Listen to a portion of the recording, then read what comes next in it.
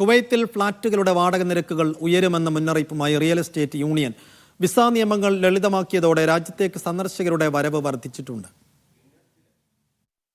സന്ദർശക വിസകൾ വീണ്ടും തുറന്നതോടെ രാജ്യത്തെ വാടക നിരക്കുകൾ ഉയരുമെന്ന് മുന്നറിയിപ്പുമായി റിയൽ എസ്റ്റേറ്റ് യൂണിയൻ.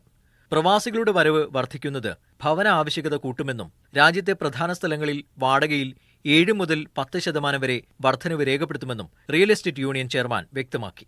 സന്ദർശകരുടെ എണ്ണത്തിലെ വർധനവ് ഹോട്ടലുകൾ, റെസ്റ്റോറന്റുകൾ, കഫേകൾ, വാണിജ്യ മേഖലകൾ എന്നിവയ്ക്ക് നേരിട്ടുള്ള ഗുണമായി മാറുമെന്ന് വിദഗ്ധർ വിലയിരുത്തുന്നു.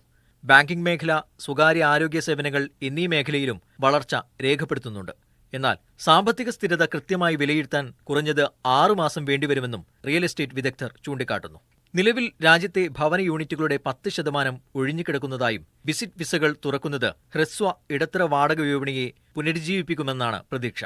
ഹവല്ലി, സാൽമിയ പോലുള്ള സ്ഥലങ്ങളിൽ ചെറിയ അപ്പാർട്ട്മെന്റുകളുടെ വാടക 280 ദിനാർ മുതൽ 330 ദിനാർ വരെ ഉയർന്നേക്കാം. അതിനിടെ വാടക ഉയരുന്നത് മലയാളികൾ അടക്കമുള്ള താഴ്ന്ന വരുമാനക്കാരായ പ്രവാസികൾക്ക് വൻ തിരിച്ചടിയാകും. നിലവിൽ പ്രവാസികളുടെ ആകെ വരുമാനത്തിന്റെ ശരാശരി 30 മുതൽ 40% വരെ വീട്ടുവാടക ഇനത്തിൽ ചെലവ് വരുന്നതായാണ് കണക്കുകൾ. Media 1, Kuwait city.